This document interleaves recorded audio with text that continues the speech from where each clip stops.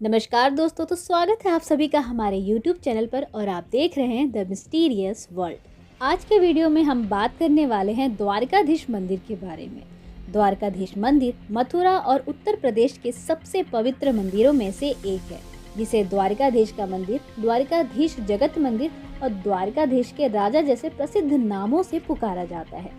भगवान कृष्ण को समर्पित द्वारकाधीश मंदिर का निर्माण 1814 में एक कृष्ण भक्त द्वारा करवाया गया था। द्वारकाधीश जगत मंदिर अन्य मंदिर की अपेक्षाकृत नया है, लेकिन अत्यधिक पूजनीय भी है, जहां हजारों श्रद्धालु प्रतिदिन द्वारकाधीश के दर्शन के लिए आते हैं। द्वारकाधीश मंदिर अपने विस्तृत वास्तुकला और चित्रों के लिए देश भर में प्रसिद्ध है, जो भगवान के जीवन के विभिन्न पहलुओं को दर्शाती है। द्वारकाधीश मंदिर मानसून की शुरुआत मनाए जाने वाले अद्भुत झूले उत्सव के लिए भी जाना जाता है, जिस दौरान हजारों की संख्या में श्रद्धालुओं और पर्यटकों की भीड़ देखी जाती है। यदि आप अभी तक द्वारकाधीश मंदिर मथुरा के दर्शन के लिए नहीं गए हैं, तो आपको अपने जीवन में एक बार भव्य द्वारकाधीश जगत मंदिर की यात्रा जरूर करनी चाहिए। यकीन माने, मंदिर की अद्भुत वास्तुकला और शांतिमय आभा आपको भगवान कृष्ण की भक्ति में खो जाने के लिए मजबूर कर देगी। तो सबसे पहले हम द्वारकाधीश मंदिर के इतिहास के बारे में जानते हैं। द्वारकाधीश मंदिर का इतिहास लगभग 200 साल पुराना है। द्वारकाधीश जगत मंदिर का निर्माण 1814 में भगवान श्री कृष्ण के भक्त और ग्वालियर राज्य के कोषाध्यक्ष सेठ गोकुलदास पारेख द्वारा शुरू किया गया, लेकिन उनके देहांत हो जाने के बाद उनके पुत्र लक्ष्मी चंद्र ने मंदिर का निर्माण पूरा करवाया। वर्ष 1930 में पूजन के लिए द्वारकाधीश मंदिर को पुष्टि मार्ग के आचार्य गिरधर लाल जी को सौंप दिया गया और तब इस मंदिर में पुष्टि मार्गीय विधि के अनुसार पूजन किया जाता है। अपनी वास्तुकला और चित्रों के लिए प्रसिद्ध द्वारकाधीश मंदिर की वास्तुकला बेहद आकर्षक और मनमोहनीय है। मंदिर का परिसर काफी बड़ा है, जिसमें मंदिर की मुख्य इमारत को आकर्षक राजस्थानी शैली में निर्मित किया गया है और इस इमारत में एक भव्य प्रवेश द्वार है। मंदिर के यार्ड में सुंदर चित्रित छत है, जो 3 नक्काशीदार स्तंभों पर खड़ी हुई है। इन स्तंभों और छत में की गई नक्काशी और चित्रों के माध्यम से श्री कृष्ण के जीवन की कहानी को दर्शाया गया है।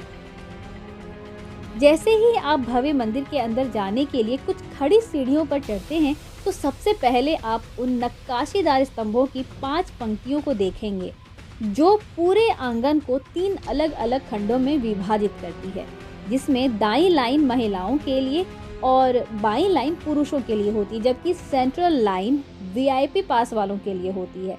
यहाँ दान के लिए एक विशाल दान पेटी भी रखी गई है। यार्ड के ठीक सामने गर्भगृह है, जहाँ द्वारकाधीश जी की पवित्र मूर्ति स्थापित की गई है। मंदिर में द्वारकाधीश के राजा के दर्शन के साथ साथ दीवारों और आंगन की छत पर सुंदर पेंटिंग भी देखी जा सकती है, जिनमें श्री कृष्ण के जन्म के दृश्य और कई अन्य लोगों द्वारा उनके द्वारा रास नृत्य के प्रदर्शन को दिखाया गया है। मंदिर में मुख्य मूर्ति के अलावा आप कई अन्य हिंदू मूर्तियों, देवी देवताओं और छोटे तुलसी के पौधे को भी देख सकते हैं, जो भगवान के प्रिय हैं और उनके भक्तों के लिए अत्यधिक पूजनीय भी।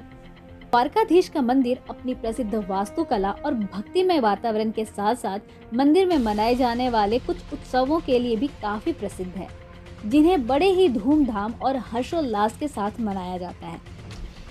जन्माष्टमी या भगवान श्री कृष्ण का जन्मोत्सव द्वारकाधीश मंदिर और पूरे शहर में उत्साह और हर्षोल्लास के साथ मनाया जाता है।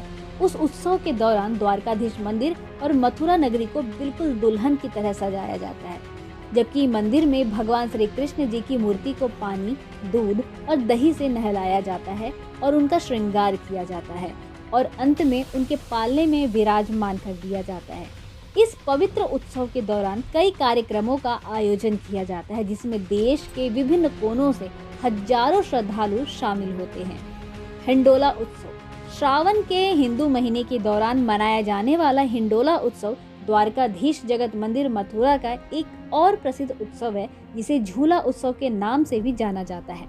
इस उत्सव में राधा रानी और श्री कृष्ण जी की मूर्ति को सोने चांदी से लेकर फूल, पत्ती, जड़ी, रंग बिरंगे वस्त्रों से लेकर फलों से मिलकर बने हिंडोला या झूले में रखा जाता है और उन्हें झुलाया जाता है। अब हम जान लेते हैं कि द्वारकाधीश जगत मंदिर में प्रवेश शुल्क यानी कि एंट्री फी कितनी होने वाली है। यदि आप अपनी फैमिली या फिर फ्रेंड्स के साथ द्वारकाधीश के राजा के नाम से प्रसिद्ध द्वारकाधीश मंदिर घूमने जाने का प्लान बना रहे हो और द्वारकाधीश मंदिर में प्रवेश शुल्क के बारे में जानना चाहते हैं, तो हम आपको बता दें कि मंदिर में प्रवेश और द्वारकाधीश के दर्शन के लिए कोई भी शुल्क नहीं है। यहाँ आप बिना किसी शुल्क का भुगतान किए द्वारकाधीश जगत मंदिर में घूम सकते हो, द्वारकाधीश के दर्शन कर सकते हो। यदि आप अपने परिवार या फिर दोस्तों के साथ मथुरा के प्रमुख धार्मिक स्थल द्वारकाधीश जगत मंदिर घूमने जाने का प्लान बना रहे हैं, तो क्या आप जानते हैं कि मथुरा में द्वारकाधीश मंदिर के अलावा भी लोकप्रिय धार्मिक और पर्यटक स्थल मौजूद है जिन्हें आप अपनी द्वारकाधीश मंदिर की यात्रा में घूमने जा सकते हैं, जैसे कि श्री कृष्ण जन्मभूमि मंदिर, कंस का किला, राधा कुंड, गोवर्धन पहाड़ी, मथुरा संग्रहालय, कुसुम सरोवर, रंग जी का मंदिर, बरसाना, मथुरा का घाट। अब बहुत से लोग इस कंफ्यूजन में रहते हैं कि हम मथुरा घूमने किस समय पर जाएं, कौन सा समय बेस्ट रहेगा। वैसे तो श्रद्धालु वर्ष के किसी भी समय द्वारकाधीश मंदिर के दर्शन के लिए जा सकते हैं, लेकिन यदि आप द्वारकाधीश मंदिर के साथ साथ मथुरा के प्रमुख मंदिर और पर्यटक स्थलों की यात्रा भी करने वाले हैं, तो उसके लिए अगस्त से लेकर मार्च तक का समय सबसे अच्छा रहता है, क्योंकि इस समय मथुरा का मौसम बहुत ही खुशनुमा होता है। मौसम बहुत खुशनुमा होने के साथ साथ इन महीनों में जन्माष्टमी, हिंडोला उत्सव और होली जैसे प्रसिद्ध त्योहार भी होते हैं, जिन्हें मथुरा नगरी बड़े धूमधाम और हर्षोल्लास के साथ मनाती है।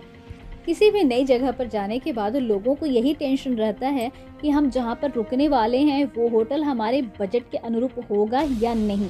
तो हम आपको यहां पर यही बताने वाले हैं। उत्तर प्रदेश का प्रमुख पर्यटक और तीर्थ स्थल होने के कारण मथुरा में सभी बजट की होटल्स, लॉज और धर्मशाला उपलब्ध हैं, जिनमें कोई भी पर्यटक अपनी मथुरा की यात्रा में रुक सकता है। इसलिए यदि आप मथुरा की यात्रा पर जाने से पहले मथुरा में रुकने के लिए जगह सर्च कर रहे हैं ना, तो आप बेफिक्र होकर मथुरा की यात्रा पर चले जाएं, क्योंकि यहाँ आपको सभी टाइप की होटल्स और लॉज मिल जाएगी, जिनको आप अपनी चॉइस के हिसाब से सेलेक्ट कर सकते हैं। बिल्कुल आपके बजट के अकॉर्डिंग होगा। आई होप यू गाइस कि आपको हमारा वीडियो पसंद आया होगा। तो मिलते हैं अपने अगले वीडियो में, तब तक के लिए जय श्री राम।